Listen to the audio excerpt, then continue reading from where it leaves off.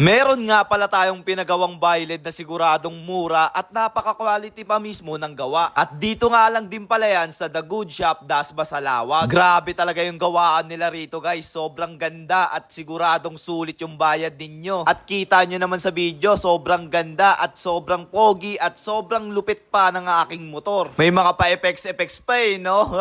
So yun mga boss, bali ako nga pala si Norman, ang tao sa likod ng The Good Shop Byled Works. So yun mga boss, sa nakikita nyo ngayon ang PCX 160 na hybrid setup natin mga boss. Yung gatong setup natin mga boss na AES na Byled sa Honda Click, nagre-range lang po to ng 16,000 all-in package na po tayo mga boss. Bali nakikita nyo mga boss, naka full RGB na po yan. Dual Byled, back to stock na rin po yan mga boss. Signal light, kabila, hazard. Meron na rin, balik natin sa RGB.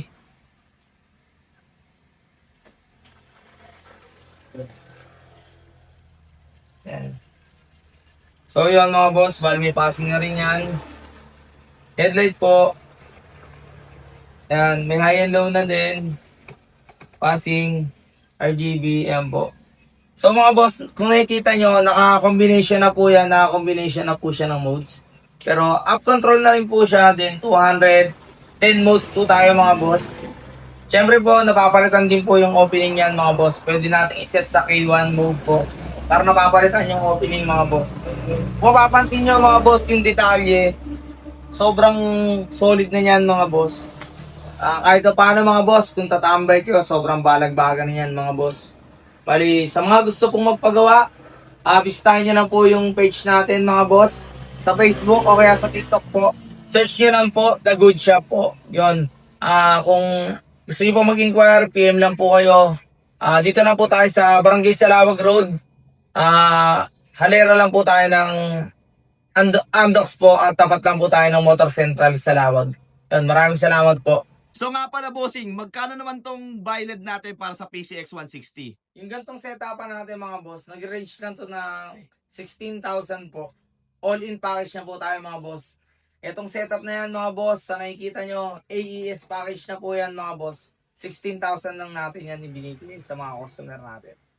At sa iba naman po, nasa magkano naman yung bossing, depende na lang. Depende na lang po tayo sa unit mga boss.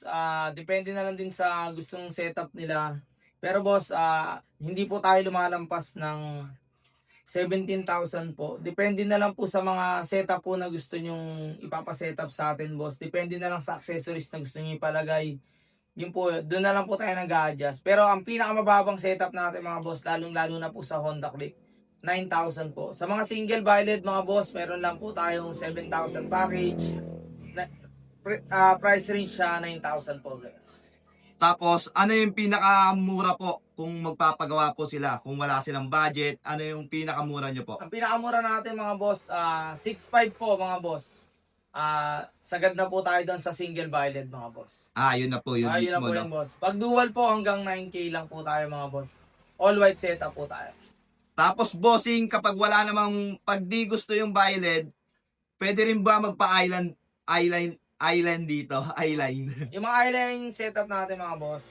Pag sa mga Honda Click, sa mga Mio ay ang setupan natin yan mga boss.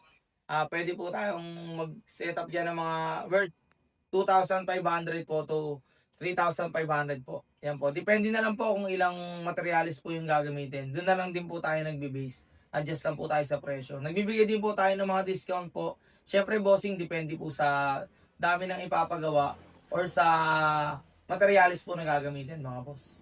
You know. So, yun na nga guys, no? Eto nga pala yung pinagawa natin. For only 16,000 pesos, meron na kayong gantong kagandang Byled. Ayan, no? Grabe. Napakabisa niyan, guys. Kaya kung gusto nyo magpagawa dito, dito na kayo sa The Good Shop. By Boss Norman. You know. You know. Grabe.